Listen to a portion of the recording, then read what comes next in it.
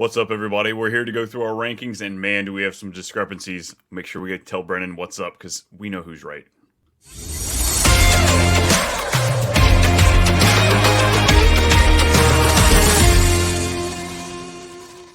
Yo, what's happening, everybody? Another episode of Too Much Fantasy Football here on the Fantasy Football Advice Network. Brennan, how are we doing today? You ready to tell me about your rankings and what happened here? Yeah, I can't wait to talk about your rankings and what the hell happened there either. Yeah, we clearly had some sort of issue when we uploaded this document because for some reason you got some funky players up in there, and I can't see that I'm wrong. That just doesn't track. No, never. Clearly. But you know what is wrong? The fact that we found out why Aaron Rodgers missed camp to go to freaking Egypt. We were just talking about it. Must have been hanging out with the mummies down below. What in the world here? Yeah, that's really weird to miss like mini camp, and like you're obviously coming back from a pretty significant injury, but like it would have been like really bad on us, like people who criticize him, if like he was like at his family's wedding, but I realized he ostracized them, so that's not what it could have been. Or like maybe it was like a birth of a child he wasn't expecting. I don't know, but apparently it was planned months in advance, and it was to go to Egypt. And it's just like, man, I don't know how his teammates feel, but I would be like, it's like a coworker left during a big project, and you're just like, what are you doing, dude?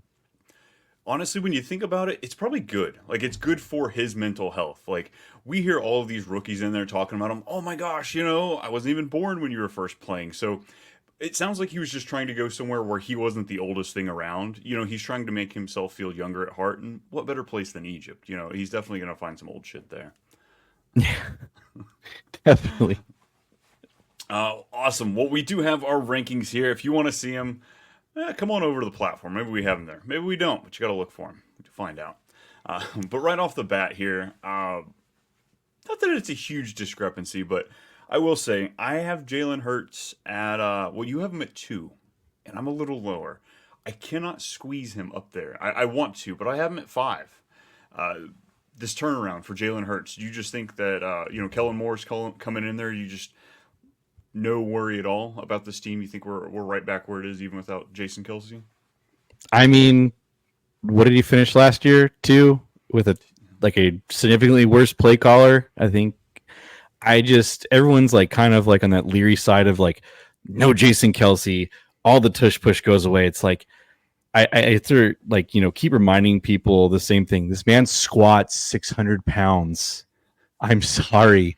I in my wildest dreams could I ever reach that number. It'll never happen. I don't think you guys realize how much weight that is and how much he drives behind that. Now he has another man pushing him who also squats 600 pounds in Saquon Barkley. Like I definitely think they will probably minimize it because they give Saquon a pretty big chunk of change. But like I still think the rushing touchdowns are there.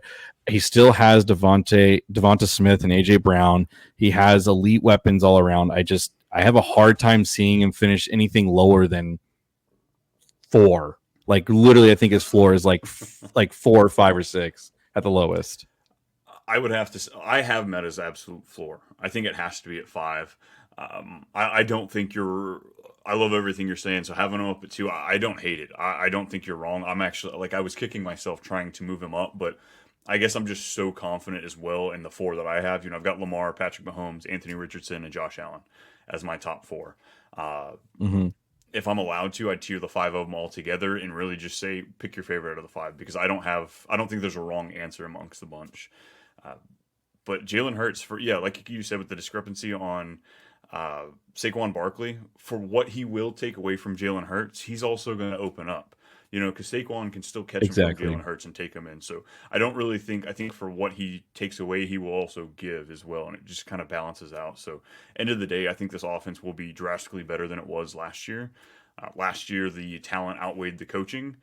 And I think that's what we saw with the 8-1 start to that horrific finish that we saw for that team. They barely made the playoffs. They squeaked it in there. Yeah. Just, in the last week. So our next guy we've got a pretty big difference on. It's going to be Tua. I am the lower of the 2 on this guy as well. So, where do you have him? Okay, well, first off, I'm a part of the 2 and on community. I am a believer. I think he is I think he's hated more than he should from the media. I get it. Cold games, all that, deserves the hatred. Don't care. I'm talking about fantasy football. I'm talking about the numbers he puts on the field during the regular seasons of week 1 through week 17. Because between those are great. He clearly has super high games of 400 yards, 4 touchdowns. And, there's no rushing upside to him. But I just think the floor with the weapons surrounded by him, I think the lowest he'll finish is QB 12. Just because, like, I just, when you look around what he has, and he's a great play caller, I just think that is his absolute floor. And you have him at, I think, was it 17, 18? I have him at I've got him at 19, actually. I just think, like, how many times do you think out of 17 weeks will you see Tua finish as a top 5 quarterback in fantasy? Not often. You don't think it's going to happen often? As a top 5 in the week? Like, just how many weeks? Like, out of week 1 through week 17, how many weeks do you think he finishes as even, like, okay, not even top 5. Let's all be top 8. I bet he gets like 4 times in the top 8. He does have those games where, he'll throw 3-4 touchdowns with Tyreek Hill. He'll just go off him and Waddle. But at the same, like, he led the league in passing yards last year, and he was still, what did he finish? I think 9 or 10, 11, something like that. And that was with a slaughtering of injuries, just to guys that are usually up there in the top to bounce him down. Now, I will say he's also in a tier with me that the top guy in the tier is at 16, so I could see him fall anywhere from about 16 to 20 is where I've got that tier scaled out. But I just, like, the guy led all quarterbacks in fumbles last year. And like you just said, he doesn't run the ball. So why the hell are you dropping it so much, man?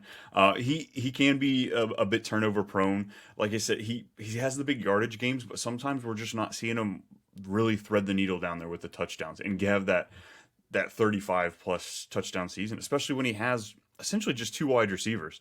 We saw Odell Beckham lead the league in end zone targets, or near the top last year. He caught 1 of 10 in the red zone.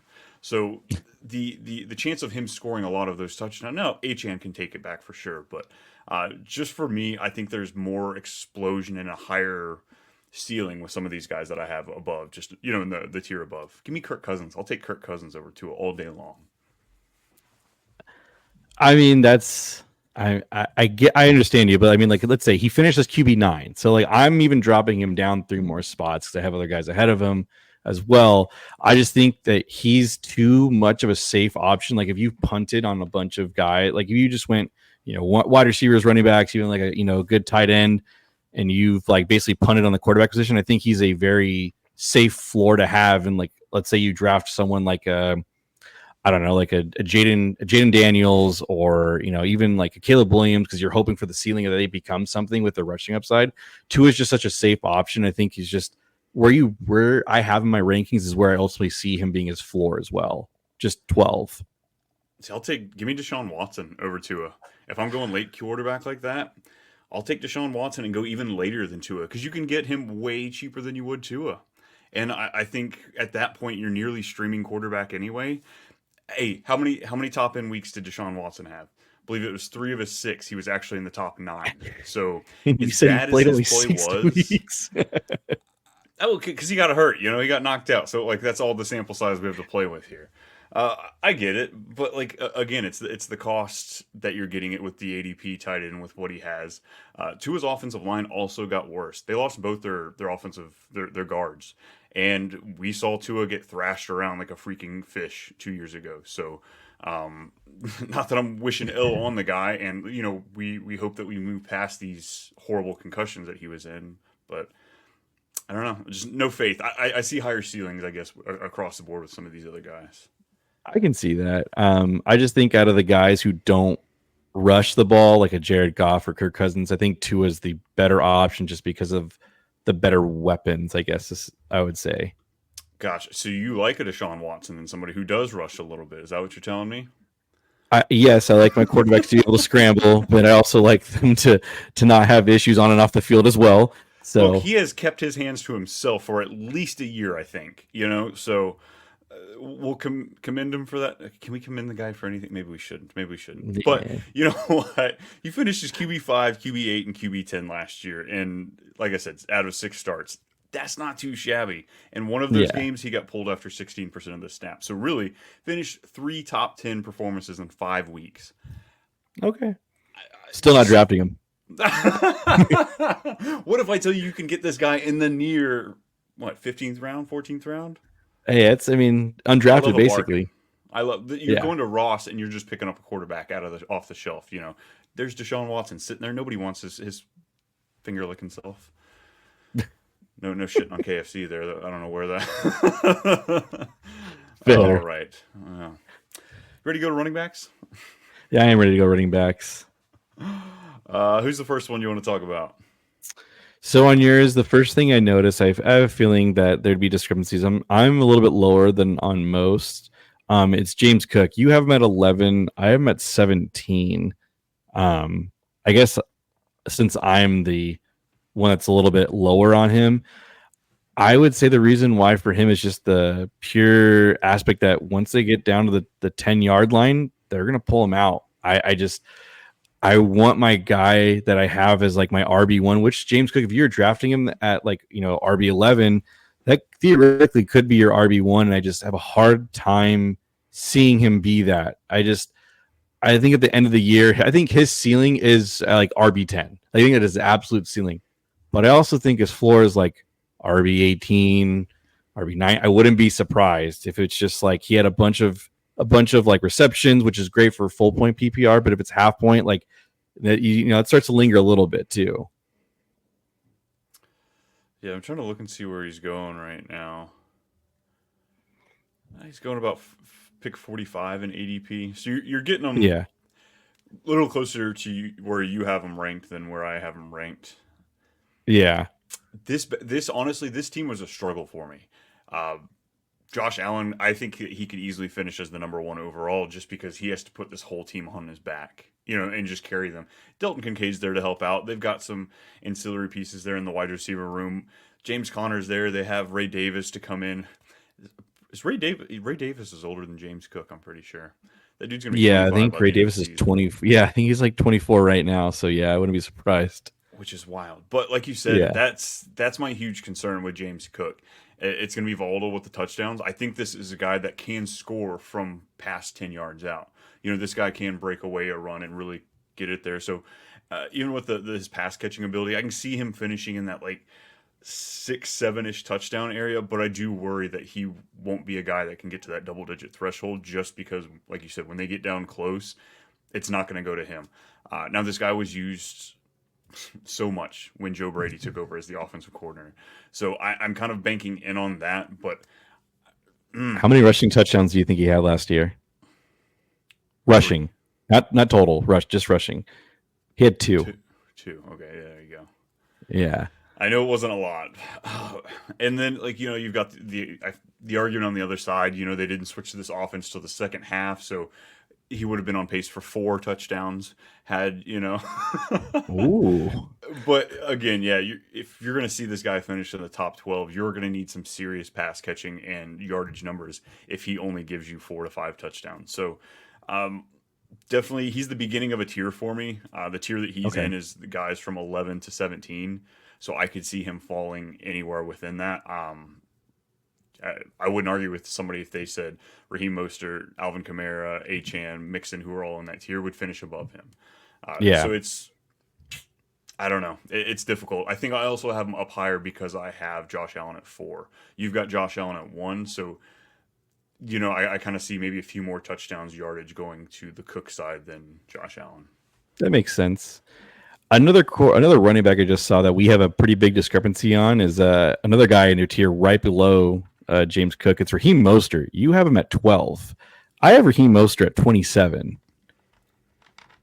I would love to hear you tell me. Yeah, I would love for you to tell me that I should take him as my RB1 and feel good. Oh, no. I'm not saying you should take him there. I'm saying you can, because where's his ADP? He's way down there. Oh, he's way down there. So I guess that's kind of hell, you're getting him around Jonathan Brooks, Tony Pollard, Zamir White, Najee Harris. I think of those guys, Raheem Mostert has a decent chance of falling into a dozen touchdowns again this season.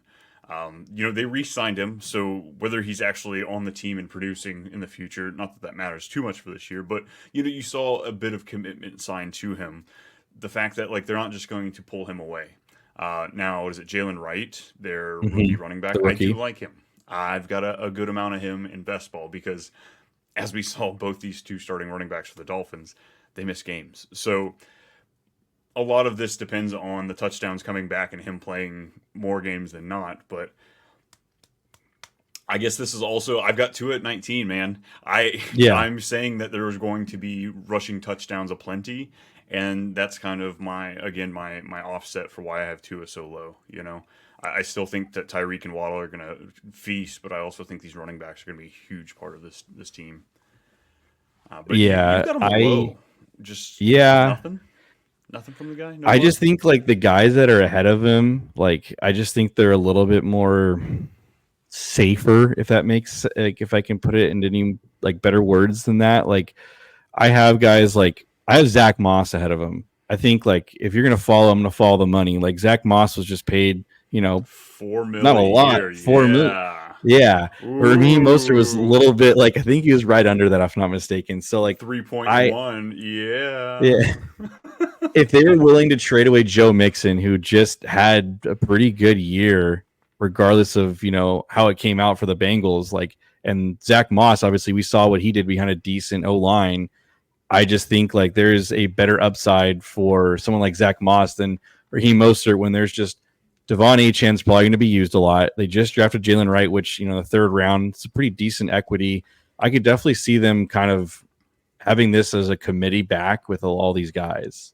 That's what's a little more scary. And I actually see Zach Moss and Raheem Mostert in very similar roles within their team. They've Yeah. got the more exciting, elusive young guy behind him. Not that Zach Moss is quite as ancient as Mostert is. Yes. Mostert, I heard they McDaniel actually pulled him out of the crypt there in Egypt, but uh, I don't know the touchdowns. Outside of injury, he's gonna score.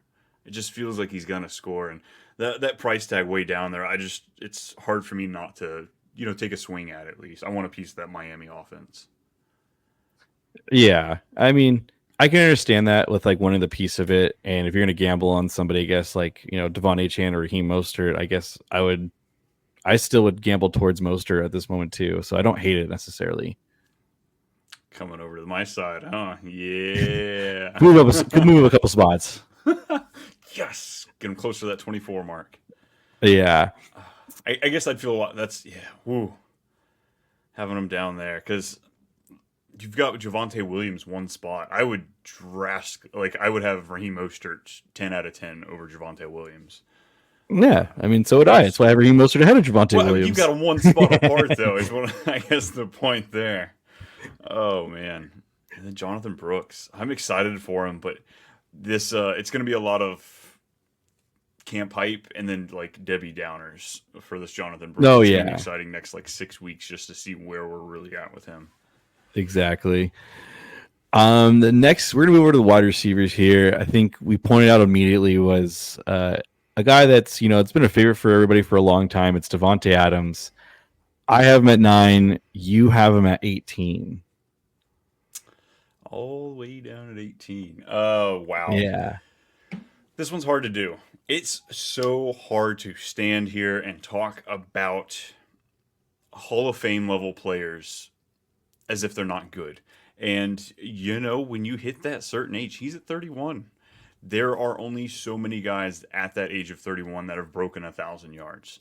I believe he's in that range of guys over 30 that have done it because he did it last year. But it's he's going to have Aiden O'Connell and Gardner Minshew, who we saw Gardner Minshew, get Michael Pittman over 100 yards. We saw him finish as a top end wide receiver with all the injuries, of course, to the wide receiver position. So I think he would have probably been closer to like a wide receiver 14, 16 had we not had just that massive, the injuries that were hit all over the place. But I don't know. I don't like this offense a whole lot. I don't think it's going to be a fun offense to see. I do think that Devontae Adams is probably going to have 4 games where he gets 20 targets. You know, he's going to be pissed. He's going to be yelling at Aiden O'Connell because he's going to want him on the field, the young gun that he can tell what to do. He's going to bench those jorts, tell, Minshew to get over there. And I think that he's going to do enough to get his end finish up there as a wide receiver too. But his consistency, I think it's just going to be dog shit. I don't think it's going to be something I'm going to be happy with rolling out there each and every week. And I think there's just players that are going right around him. I'd prefer more, just looking at ADP here on Sleeper. Drake London, Chris Olave, young guns with question marks, but I'd rather have them. Marvin Harrison, Garrett. So we're in that tier of young guys you have no freaking clue about, and old guys that are they falling off yet? Julio Jones, when he fell off, he fell the fuck off. So that's my fear is taking a dead spot that early in the second round is where you're drafting him.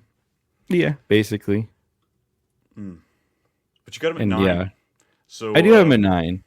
No worries. I have him. Kuna Matata. Oh, there's worries. There's absolute worries. This wide receiver range is probably, I think, for a lot of guys like us, when they rank out their guys, like it's like after Puka, you're kind of like, what do I do? Like, really? Like, because like some guys are big Ayuk believers, and it's just like, well, I mean, like I like Ayuk a lot, and I would argue moving Ayuk up one more spot, but even after that, it's like Chris Olave or Devontae Adams. It's like, I think Olave is super talented, but I think Devontae Adams still showed he still made, roses out of shit. Like, let's be honest, like he finished as wide receiver 11 with terrible quarterback play. And now Gardner Minshew isn't the end all be all by any means. I still think he has a safe floor as a quarterback to where he can hyper target somebody like a Devontae Adams, just because Devontae is just, he did not show me last year that he was slowing down. I mean, No. When you look at his game logs at the end of the year, let's just go from week 14 on, he had 10 targets, 12 targets, 6 targets, 21 targets against us, of course, and then 8 targets to finish out the week at the end of the year when the season's over. Like, again, like I don't see that slowing down for him. I just think I think if you're going to, for whatever reason you go running backs, early and he falls, I would be okay with him being my wide receiver 1. So I just think the floor of him finishing as like a top 12 is still there. Oh, it just feels gross, though. I just wouldn't want to rely It on does. Yeah. I get it for most people, but I just think that I think Aiden O'Connell is a very bad quarterback. I don't think Gardner Minshew is this, all-class guy, but I just think Gardner Minshew showed enough last year when he played for more than 10 weeks. He can make, wide receiver 1s. Like Michael Pittman had his best season all around. Most receptions, most yards, you name it. And it's because of Gardner Minshew at quarterback.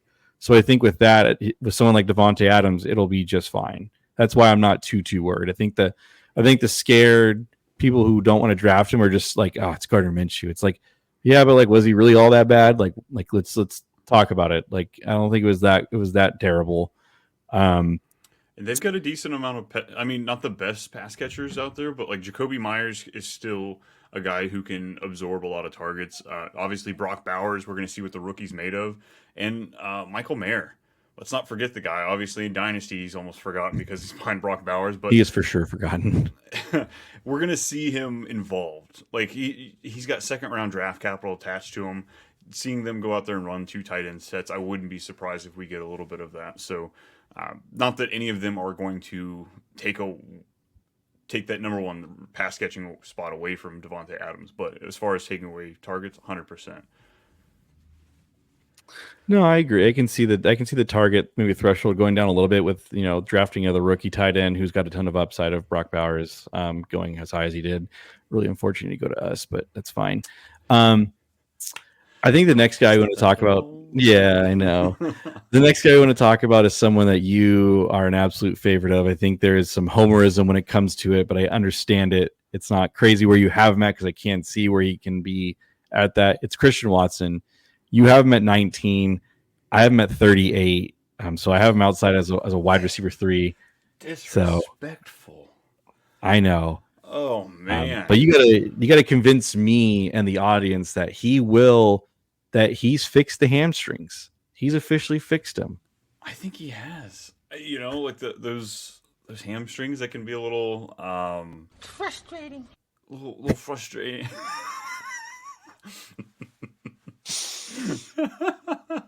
Wasn't Oh, I love expecting that. God damn it. But yeah, Christian Watson, those hamstrings, they're frustrating. You hate him, but when he's out on the field, he is 100% the number one. He's the target. He's the go-to guy. Even with the amount of games he missed, he was still there in the top end as far as red zone targets last year. This guy's big. He's long. He's 6'4". He's got this speed. So he's got that unusual combination where he can be the guy that goes downfield and scores a huge. He could maybe need 3 touches. Three catches for 70 some yards and a touchdown. Or we can see him go down there and catch 2 or 3 touchdowns in a game just because he's down there and he's the red zone target. This guy is 100% the number one if he can be on the field. And I guess that's a huge if. When you talk injury-prone players, these are the type of guys that would be labeled as injury-prone. Not freak injuries where you're breaking bones and stuff like that. Soft tissue injuries that just keep reoccurring. Now, rumor is he's fixing it. He's doing things about it. It's something about his leg being longer than the other, or one hamstring being longer, so he's strengthening stronger. It's the other hamstring is stronger than the other by a significant margin. So they said that that's a huge discrepancy in why he pulls it so much. So in theory, it sounds like it makes sense. I mean, I'm not a doctor and spent 8 years in medical school, so I'm going to go with it.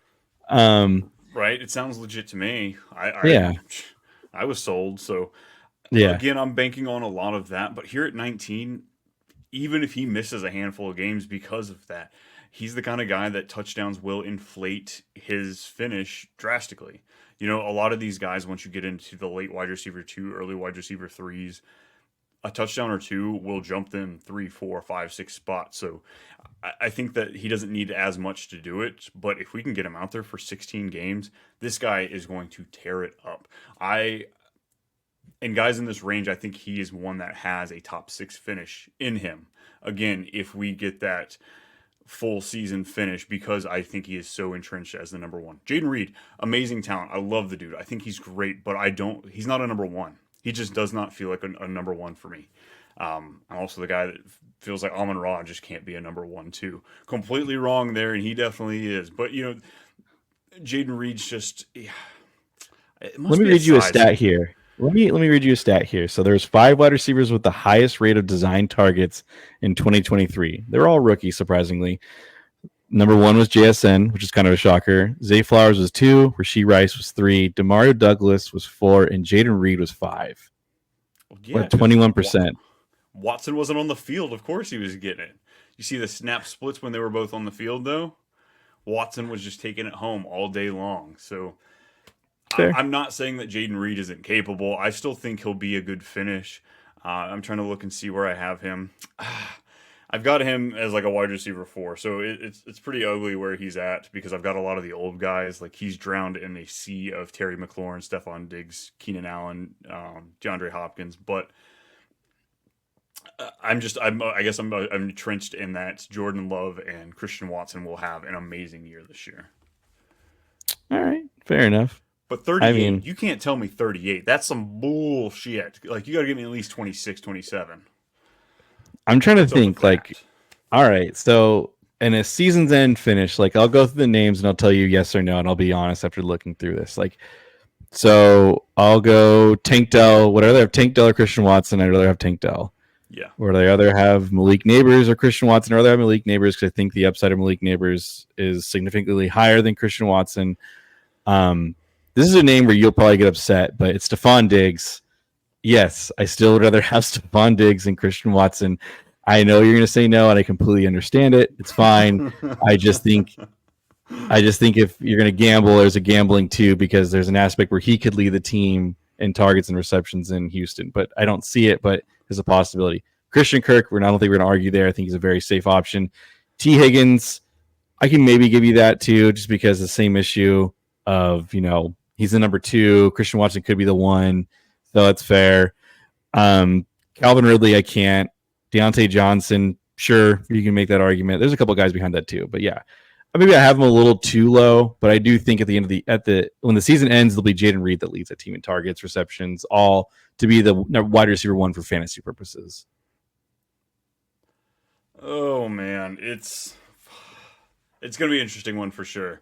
And Yeah. I think it's going to be, I don't want to say unfair, but I think the Packers are going to be the team to rank, and it's going to be the hardest for anybody to get correct. You know, we have four great wide receiver. I say great. Pull that back. We have a great wide receiving room because they have four awesome options. They also have, you know, Dubs and Wicks behind there that are getting a lot of love. Bo Melton, the fifth string guy, even saw a decent amount of work last year.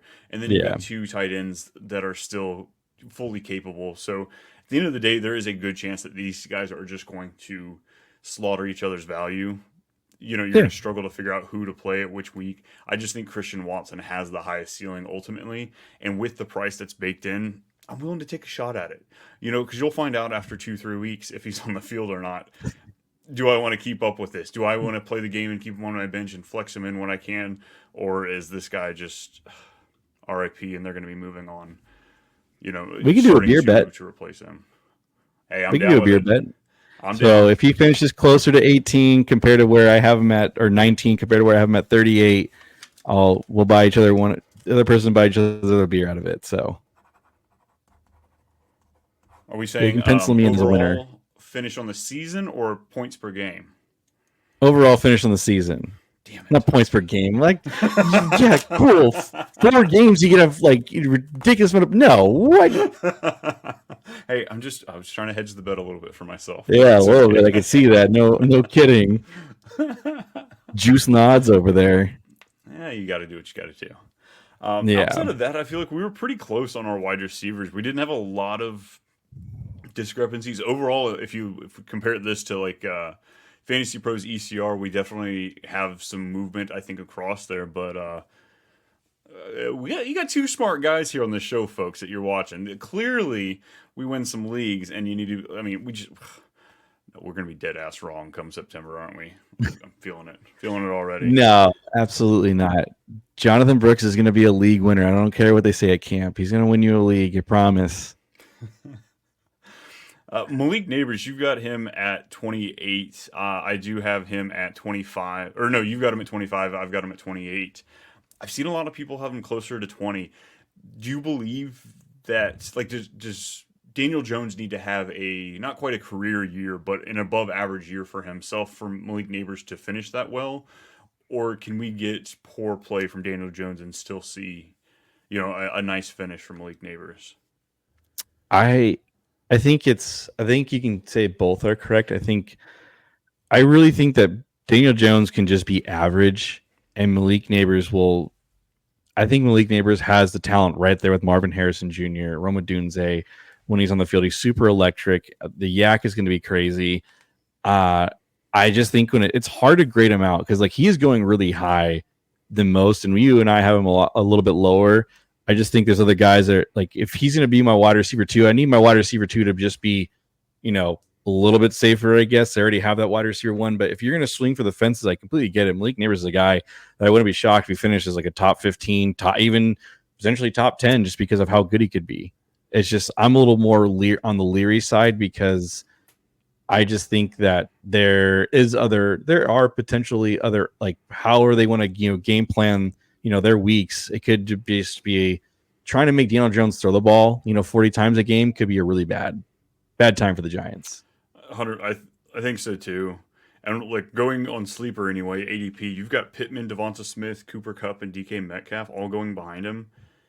I think I like all of those guys. 2 of the 4 are the number 1 for their offense, and all 4 of them look to be significantly better offenses and teams than the Giants are going to be this year. Giants have one of the worst offensive lines, and Daniel Jones can scramble, so that'll bode well for the offense to stay a little bit on their feet. But if he's not getting it to Nabers quickly, he's going to get his ass destroyed out there. And I don't care how much Hard Knocks is going to hype up Nabers right now. I just don't.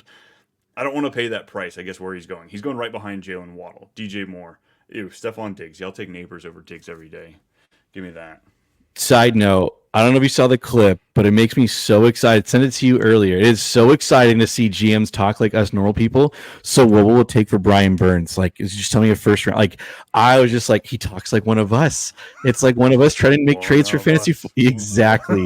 Literally, he talks just like every average Joe and how you want to get a guy in fantasy football. I was so excited. I was like, I need to see them being average guys. Like, I could be a GM. It put that inspiration to me. Yeah, this new wave, new generation of coaches, GMs, stuff like that. I said it to you earlier, but like these guys grew up on Madden, so like they know how to play, they know how to trade, they know how to build the dream team. So 100%, I'm excited to see what we get coming into the future with all this because I feel like trades are up drastically over the last few years, and it's been so much fun. It's an adrenaline. The last position we have here, it's tight end. Not a lot of big differences between us. I do have Sam Laporta down at 4. You've got him at 1. Would you say there's a big margin, like a large gap between Laporta, Mark Andrews, and Kelsey? Because I have those two as my top guys. I would not be surprised if like Laporta, Andrews, Kelsey, Kincaid, McBride, even all finished within like 35 points of each other. Just like that much of a difference. I don't see Laporta getting double-digit touchdowns, but I see him getting somewhat close, like 8 to 9. And like I think, and he still has the same offensive coordinator. Ben Johnson didn't leave. So I just have a hard time seeing him not be a featured, part of that offense next after, Amon-Ra and Jahmyr Gibbs. I just think the Lions have such a powerhouse. I know everyone's, still like, talking like the Lions are an underdog. No, these guys, like they're Super Bowl aspirations. And I think they will be, I think they will be foot on everyone's throat every game because that's who their head coach is as well. Even if they're up by 30, 37 it is, even 38, 2 points. Like I just have a hard time seeing them being up by 21 and letting go of the gas. Yeah, I agree with you. The touchdowns are difficult just because I feel like when it comes down to it, he's probably 4th on their, like Amon-Ra's there. He scores more touchdowns than you would think for a slot guy. I think that Gibbs is going to be used just that much more this year. And then you've got David Montgomery. They've had back-to-back seasons where they've had a running back score a ton of touchdowns. So the way they're playing and the way their coaches are still there and all that still intact, I think that David Montgomery still can give us another double-digit touchdown season, So I like Sam Laporta for the cost. I don't. I'd much rather have Travis Kelce, Mark Andrews, and Kincaid, who I think those are the 3 guys that feel like they are the number 1 on their team still. Then you get, Sam Laporta, Kyle Pitts, Trey McBride. I think those guys are kind of like that next wave of guys, those young talent. And then Evan Ingram, George Kittle. Can't forget these old farts, but they get it done each and every week. Well, Evan Ingram gets it done each and every week. George Kittle gets it done every 3rd week, so make sure you math it out, folks. But when he gets it, he goes off. Oh, he does. I think the only other one I saw with you, but I don't know if you wanted to, we talked about it before, but the Tyler Conklin, was that it? You still holding on to that ranking spot there? Or? I'm not sure where to put Tyler Conklin. Right now I've got him in a tier with Brock Bowers and Dallas Goedert. Those are like my 12, 13, 14. I think it's because I'm not sure what to do with the Jets. I think that they will be obviously a better offense than last year, but I think they're going to be closer to like a better than average offense this year. Breece Hall obviously is going to command a lot of the yards and the touchdown. Garrett Wilson, of course, too. But I'm not sure where I feel about Mike Williams, a 30-year-old coming off an ACL, new team, Hall of Fame quarterback, but new quarterback, still shitty offensive coordinator. They still have Hackett, so they still have a lower ceiling than a normal Jets team would. Then you've got Malachi Corley. There's a lot of people that believe in his elusiveness and what he can do when he has the ball, but he's still a little guy, and does he get it? So I think a lot of this is just we've seen tight ends go well with Aaron Rodgers, like we've seen it in the past with, Tunyon having a season and Jermichael Finley. There's been a handful of guys that he can just really target for touchdowns. So if anything, it's going to be Tyler Conklin on the back of 8 touchdowns, something like that. Fair. I mean, I can see that in, the hopes and aspirations of like, what can Tyler Conklin be with the offense of the Jets with just Aaron Rodgers being the quarterback? Because the guys that I have ahead of him, I mean, it's quite a bit of names. Like Taysom Hill, that's more of a cheat code, just because like some leagues have him as a quarterback tight end, so that's just why. Isaiah Likely, obviously it sounds like they're going to run a lot of sets with him at two tight end sets, so I can see him getting a lot more features. Like Luke Musgrave, I think is a greater option. The only one I can argue to mine is TJ Hawkinson because you just don't know when he'll come back. Yeah. You're just not sure. But like I think he's more closer to like a low like Cole Kmet. That's where I put him at. Like right where like kind of Cole Kmet is. That's where I could, if you wanted to move him up, that's where I'd feel comfortable moving him up. Yeah, I've got Kmet you've got him at 15. I've got him at 16. Yeah. I don't like him there at all. I think he's going to be obnoxious and grab like 4 to 6 touchdowns, enough to keep him in that mid range, like tight end too. But I just don't like it. There's so many options in that passing game between the 3 wide receivers and DeAndre Swift back there. They also brought in Gerald Everett, so they have 2 competent tight ends. It's messy in Chicago, and I'm really struggling to iron out the points and the yards and all that with that team. Yeah, Zach Ertz, Chicago's to start the season. I'm really gaining on Zach Ertz right now. Like a week 1 start and that's it. Yeah, exactly. Let me draft him in the last round. I'm going to start him for 3-4 weeks, and then we'll make that switch over when Sennett's ready to come in. But I don't know. Just the numbers between Zach Ertz and Cliff Kingsbury, they got a love for each other. And Cliff Kingsbury's stubbornly stupid, so I can see him going back to the well.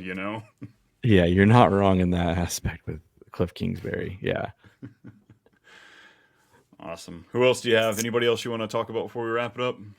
No, there's no one. Like I think you and I both are just like overall higher on Alvin Kamara than the consensus. That's the only other name, but no, that's about it. Awesome. Well, guys, we got to get out of here. It's time to shut it down. We've talked your ears off. Now you need to go sit, marinate, watch the show again, marinate again, watch it. It's rinse, repeat. It's just keep going over and over until we come back for the next episode. It's about time for a mock draft, so I imagine that's probably what we'll be doing next week. Coming at you with all the fun of the sleeper mock draft. Maybe we'll get a few other people in with us. Who knows? Yeah. But until then, Brendan, you want to tell the folks what you're working on, where you can find you, all that fun stuff? I'm working on my hamstrings with Christian Watson, of course. Now you can find me on X, which is FFANBMolk. I'm on the Facebook group page for Fantasy Football Advice Network. That's where I'll be at. That's where he be at. I'm over there as well. You can find me all over the Fantasy Football Advice Network, whether it be the platform, the YouTube page, and of course on X at @too_much_Brian. But until then, folks, we'll see you next time, and thanks for hanging out with us.